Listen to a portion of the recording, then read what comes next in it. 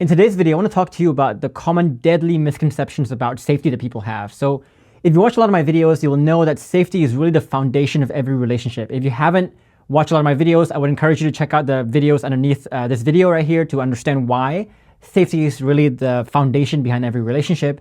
But I've been getting more and more comments from people and people applying for the program. I've been seeing that they're making this the same set of grave misunderstanding about safety, and it's really causing a lot of havoc in the relationship. So I want you to make sure that you stick around to the very end of this video to make sure you don't miss a thing here, because this video is going to be a very, very crucial video for you guys. And in case you're new to the channel, guys, my name is Geoffrey, and I help men in long-term relationships or in marriages with the right skills and knowledge to be able to design a thriving relationship on your own, especially if you're in the brink of a divorce right now or a separation right now. This is going to be crucial for you. So if you want more content on this topic, click subscribe and also click the bell button as well to be notified when I post new videos every single week. And before I begin this video too, I also want to let you know that the masterclass on the 5 proven steps to rebuilding your relationship from the ground up is still open. So if you want to join me in that masterclass, or if you want to submit your application for the Relationships Revival program, be sure to stick around to the very end of this video for the announcement on how you can join both those things. So the first misconception, guys, is that creating emotional safety is the start, not the end. So I've been hearing this more and more, especially during the application calls we have with people, where they take a lot of the knowledge they have learned from the YouTube channel and they learn that emotional safety is a very crucial thing, and they start to get their partner to open up to them. And the partner starts to express to them everything like that. And you think, I created emotional safety so I can coast and everything is going to be fine. I don't need to work on something so heavily anymore. But again, guys, safety is not the end. Safety does not mean you've accomplished something. Safety is a start. So a great analogy for this is almost like, let's say basketball. When you don't have safety, that's like as if you're not even playing the game. When you create safety, you're basically getting that ticket to the game, to play the game. Now, if you create safety only and not the upper pillars here that I outlined in my masterclass, like mutual admiration, like goal alignment, like sexual passion, or you don't build the lower pillars, which are the internal shifts like self-esteem, untethering, bulletproof vest, etc., then that's like you getting a ticket to play the game, but you haven't done any practice, built any skills to actually play the game. If that's the case, yeah, you're gonna go in the game, but people are gonna see very quickly how you have no game and get you out of the game. You lose a ticket. Same thing in relationships. A lot of people create safety and they create conversations, they create interactions. Their partner opens up to them, but they haven't made a lot of the internal shifts, the deep internal shifts, or the higher level skills. So basically they're playing the game without the right skills. Eventually their partner is going to go, oh, he hasn't changed. There's nothing to see here. They get into arguments. They lose their bulletproof vest. They're tethered again. Their self-esteem manifests itself in all these ways. And eventually, just like that basketball player, you lose a ticket to play the game. You lose safety again. And what you need to understand too, guys, is that creating safety is actually the easy part. I can give you some scripts here and there to just pattern interrupt your partner to make her feel safe. But again, once she feels safe, that's when she's looking at you. She's going to be critical of you. And what will she see then? Will she see massive changes, or will she see the same old changes or incremental tiny changes that doesn't really impress her? What will she see? So again, creating safety is the easy part, but maintaining and continuing to create safety after you've built the initial safety, that's the hard part. So the takeaway from this is that, as I said in my masterclass, you got to go big or go home. You cannot just build the bottom 2 pillars here of safety and not build the other 3 pillars, or not make all the deep internal shifts. And the internal shifts you make must also be very deep. So for example, a lot of people tell me, oh, Jeff, I'm bulletproof enough. But their idea of being bulletproof is using their willpower to keep their emotions together. But they're not using the thriving approach of changing the paradigms, changing the programming, changing the interpretations, and changing the reflexive emotions they have. That's the first part. It's not bulletproof. The second part is, so if you haven't watched that video on the bulletproof vest, make sure you understand that. So not only do you have to actually do all the changes, the top pillars, but also the bottom pillars, the internal pillars, but also you have to do them to a very, very high degree, very, very high extent as well. There's different levels to this stuff. And if you miss either the foundations, the internal shifts, or you miss building the higher level skills, then yes, you might be creating safety in the short term, but that's not going to last very long. You're eventually going to crumble back down again, just like the example that we gave you earlier. And number 2, guys, the game starts when it's over, not when it's hopeful. So here's what happens to most people. Your partner tells you, hey, there's something you can do to change, to get me back. Doesn't matter what you do. I don't care what you do. There's zero hope. I'm never getting back together. Don't even bother to change. You're wasting your money. You're wasting your time. You're wasting your energy trying to change. Forget it. I'm not changing at all. Or maybe you find some really, really tough truth, like your partner was having an affair, seeing someone else, your partner never loved you, all these things. And you interpret this as a bad thing. And you react with the 3 toxic phases again. So passive, when you give up, when you get demotivated, you slow down. It's like, oh, forget it. I don't want to change anymore. Yeah, what's the point? Whatever. You could do stoic phase, which is when you're trying to logically justify, logically explain to your partner why she's wrong, why she should stay. Or you could be playing the active phase when you're responding with anger, retaliation, and blame shifting, etc. But let's look at your partner's point of view here. If you react this way, let's look at her point of view of what you're actually telling her in this case. So right here, she's telling you some tough truths, some honest expression, some honest thoughts from herself. And you respond by getting demotivated, by trying to tell her she's wrong, by getting angry at her. If this is how you respond to difficult news, then you're basically confirming to your partner that, yep, this is why she kept it to herself in the first place. And this is why it was right for her to keep it to herself in the first place. Because this is what happens. Drama, anger, demotivation, giving up is what happens when I tell my husband, when I tell my partner the truth. I want you to pause there and really think about that for a minute. So it shows here you haven't really changed. It shows here that you don't really understand the deep issues within yourself, that you're not ready to confront your issues.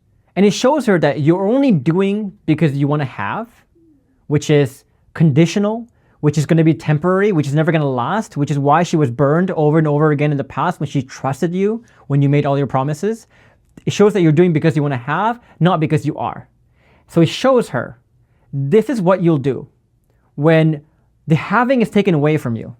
When the motivation of the outcome is taken away from you, this is what you'll do. And this is what you'll do when no one's watching. So what do we do instead then? You need to understand that the test is never over. When your partner tells you it's over, when your partner tells you there's no hope, when your partner tells you all these tough truths that seem like it's no recovering from that, that's not her telling you it's over. That's not life telling you it's over. That's actually when the test starts. That's part of the test. Because again, she's trying to see, what do you do when the hope is taken away from you? Are you going to stick to your new self still? Are you still going to say what you said you're going to do? Or are you going to just go back to your old ways again? Are you going to give up entirely on working on yourself and becoming better, etc.? If you give up, then that will tell her everything she needs to know. That will tell her that you never had any good reasons for changing in the first place. You never wanted to change in the first place.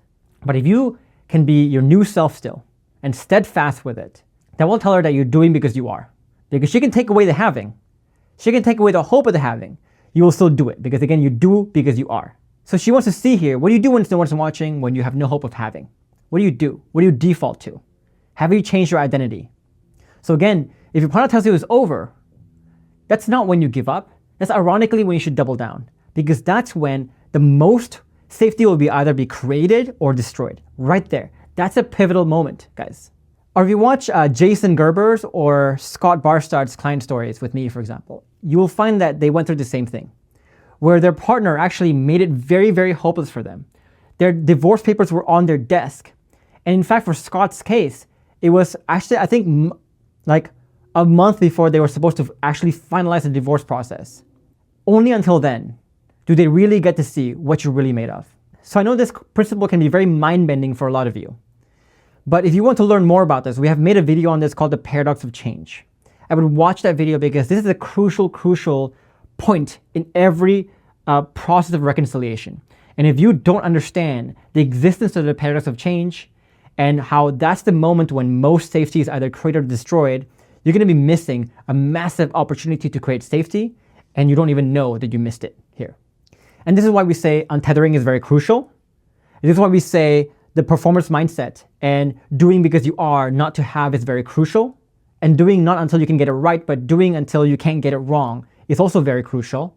And it's also why we often tell you there's no quick fixes or shortcuts here, because in those moments, it's going to be impossible for you to fake anything. Because when your partner tells you it's over, you're going to feel like it is over. But what you miss is that that's exactly the point. She wants you to feel that it's over because she needs to know, for real, what do you do, again, when you have no hope of having? and when no one's watching? What do? Hope that makes sense to you guys. And number 3 to understand about safety is that it's asymptomatic, not symptomatic. So most people, the way to think about the relationship is that if there's no problems, if there's no arguments, if she's sharing, we must have safety. But the thing we need to understand about safety is that it lives within our blind spot. And unless you are able to inquire and question and be the critical about your relationship in the right way and diagnose it the right ways, you're never going to catch it. Because let's think about this. If there's no safety in the relationship, if your relationship is breaking down because of the lack of safety, which is all cases, would she have the safety to tell you that she doesn't have safety? Of course not. And this is precisely why whenever we get applicants, whenever we get comments, people are always very blindsided by the prospect of divorce or separation. It comes out of left field for them. And if it came out of left field for you, the divorce or separation here, that's a classic sign that you didn't have safety. And that's the classic example of how safety lives in a blind spot. You will never know you lack safety until the bomb drops. And so when you inquire about safety in the wrong ways, where you look at what do I have instead of what do I not have, then you fall into the trap of being wrongfully certain a lot. And a lot of my clients have talked about this sensation of being wrongfully certain, where they thought they had safety, but they actually had much less safety than they thought because they were inquiring about safety in the wrong ways. If you watch my client story with Andrew Wade, he talks about this process, and he urges you guys to not fall into the same trap as well. Now, the solution to this, the way you avoid this trap, is you need to learn how to think antithetically and not hypothetically. Most people, 99% of people you see in the world, think very hypothetically. And so that's why they can never catch what is in their blind spot. But you need to learn how to think antithetically. There's more to this here, but start here with these 3 examples. Don't focus on what she's sharing. Ask yourself, what is she not sharing? Your answer lies there. Don't ask yourself, how are you creating safety properly? But ask yourself, how are you not creating safety? How are you destroying safety? What opportunities are you missing here? Don't ask yourself for signs of why she feels safe or how she feels safe, but ask for signs of how she doesn't feel safe. So one is hypothetic, one is antithetic. Do you see that, guys? And I've made a video on this, on being able to antithetically think and what this means and more to it. So I'm going to link that video above my head here or down below this video as well if you want to watch what I mean here. But the important thing to know is that, whenever you're trying to catch your blind spots, you can never catch your blind spots with your hypothetic thinking. It can only be spotted through your antithetic thinking. Watch how great thinkers talk. Watch how great problem solvers talk. Watch how great therapists talk. Their questions are always antithetic. They're never hypothetic. Because the only way you can find blind spots, deep blind spots in your psyche, is if you become antithetic. That's crucial, guys. And number 4, guys, is that, again, the lack of safety lives in your blind spots, not in your bright spots. So here's what I mean. So a lot of people hear me say, for example, hey, it's not about the 99 things you do, but about the one thing you do wrong. We talk about this in the Paradox of Change video, for example. And I tell them, for example, hey, safety is created in the moments that you cannot fake. When you absolutely cannot fake it, use your willpower. That's when safety is created or destroyed. But a lot of people, they understand this conceptually, but not experientially, not deeply enough. And a great example of this is when someone says, for example, hey, Jeff, I can be bulletproof. I was bulletproof, Jeff, until she said this. Only then, only at that point, I was bulletproof 99.9% of the way. But the last 1%, the last 0.1%, I lost my crap. Or you say, oh, Jeff, I was very motivated. I was so motivated until she says there was no hope. Then I kind of gave up. But again, if you watch that video on the Paradox of Change, you will know that that's exactly the point. In order for her to trust you, in order for her to believe your changes, to trust that if she comes back to you, that things will be better, she kind of needs to see, what do you do when all the hope of having is taken away and when no one's watching? She wants to see that. She wants to see moments when you cannot fake. And this must happen again because she must make sure. Because in the past, guys, if you put yourself in your partner's shoes here, you have to understand that she has trusted you over a long period of time, many times. You've made a promise to her that things are going to be better. She trusts you. Once she trusts you, she becomes vulnerable to you and she gets burned. But then she does it a second time, and a third time, and the fourth time, and the fifth time. And this can be going on for months, for years, or decades, depending on how long your relationship has been going. So now she's at a crossroad to where, and in her mind, if I get tricked again, I don't know how I will forgive myself. So she needs to make sure.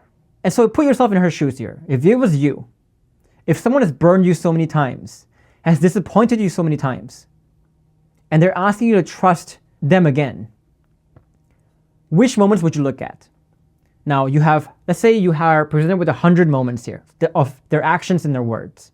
For 99% of them, what they say and do, you could think of an ulterior motive. You could think of it. It's like, they just want me back. They're only doing it because they feel guilty. They're only saying this because whatever. But you can think of this one instance where you think to yourself, wait, they were still really nice. They were still great. But I've taken away all the hope of whatever ulterior motive outcome they're looking for. I've told them that they're not watching, but they're still there. They're still doing the new self. Would you be looking at the 99% of things that they do? Or would you be looking at this one instance? My guarantee is that you'll be looking at this one instance. Same thing for your partner. Okay, so it's not like when your partner's testing you, she's testing you in this very cunning, manipulative way. She's more of using it to guide her analysis. She will look at all your actions. She will ignore all the ones that could be seen as having an ulterior motive, but she will look at the one that seems like there can be no ulterior motive. So during the moments when you feel like it's utterly hopeless and you cannot help but break your bulletproof vest, when you cannot help but give up, when you cannot help but feel hopeless, those are the moments that you cannot fake. And those are precisely the moments that will really, really count. So this is why we always tell you, you can never ever use your willpower. You can never ever fake your changes. You can never ever escape having identity-based changes, and you can never do well with just surface level changes. Because in those moments that you cannot fake, you will crumble. No matter how much willpower you placed for 5 years, you will crumble at that particular, precise, opportune moment that you needed to not crumble. Do you see that, guys? So the way you can understand this, guys, is almost like a double-blind experiment, right? Like a lot of scientists like to do this where they would say to the participants, oh, you're being tested on how fast you can do this test. But really the scientists are observing them on a completely different topic than what they told them. Because they want to see, what do you do? And your natural predisposition. What do you do? What do you do when you think no one's watching, or when you think people are watching a different thing? What do you do? Hope that makes sense to you guys. And the last thing about safety, guys, is that it must be created in a very organic and unscripted way. So a lot of people, for example, they always come to me and say, well, give me the game plan, Jeff. Give me the next steps for me to create safety. Well, safety is not created like that. For example, let's have this analogy of a farm. Safety as a farm. The health of the farm is like the health of the safety. Now, below this farm, there's all these moles now. All these like parasites, all these critters that are in there that are killing the farm. They're eating the roots, everything like that. There's a lot of them. Imagine that. Now, the way to create safety is for you to identify these moles that are killing the farm, and you take out those moles and you throw them. And you find more and you throw them. And you find more and you throw them. So if you akin this back to a relationship, the farm is like safety. Underneath that, there's all these moles. Basically, all these bad baggage, bad thoughts, bad experiences that happened in the past. Bad thinking that your partner has about you, about the relationship. Your job is to find those bad thoughts and turn them from negative to positive. That's how you create safety. The more moles you take out, you identify and you take out, the healthier the farm goes, or the more negative paradigms, negative thoughts, negative baggage that you identify and you turn into positive, the more safety you create. That's how you create safety.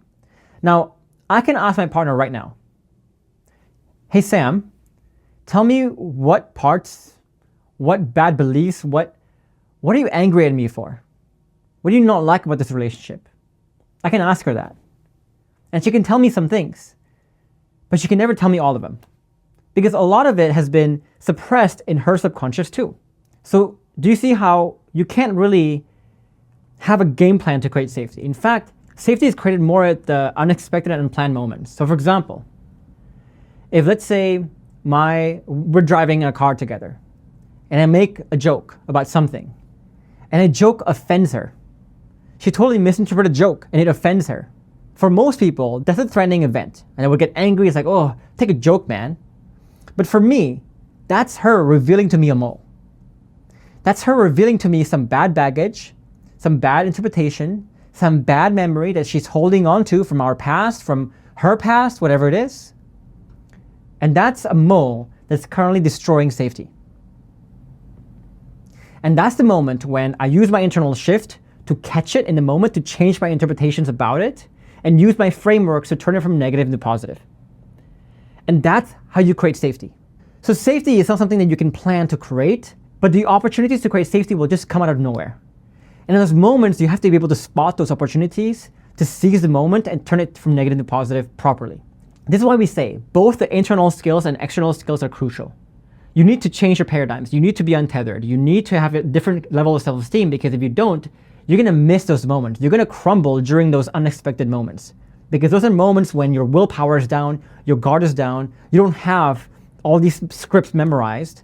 You just have to play as you at that point in time. There's no hiding what the real you is. Why it's crucial to identity shift and become a performer where you are doing because you are, that's what you do now, not because you want to have.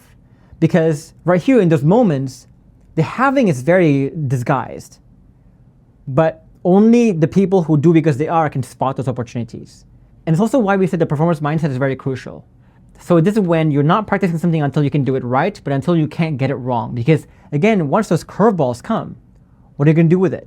And we have a video on this already, guys, on turning negative to, something from negative to positive. So I'm going to link the video above my head here. But if you see a lot of my client stories, guys, you will see a lot of them at first falling into the same traps, but then making these key realizations to understand how safety is actually created. So they're not falling into the same pitfalls over and over again. So if you want to look at more of those client stories, I'll leave a link above my head here. But also, if you want to understand what the internal shifts are and what the external shifts are, and how to learn them, how to master them until you become parts of your identity and as a performer, then I want you to join me in my masterclass on the 5 proven steps to rebuilding your relationship from the ground up. In that masterclass, I'll show you the exact process that all my clients have used, that you see in their stories, have used to take them from a brink of a divorce to a thriving state that they're in now. So if you want to join me in that masterclass, click the link above my head or also down below this video. But for now, guys, I will leave you with just 2 other videos with more skills and knowledge to design a thriving relationship on your own. For now, guys, I hope that was helpful, and I'll see you in the next video.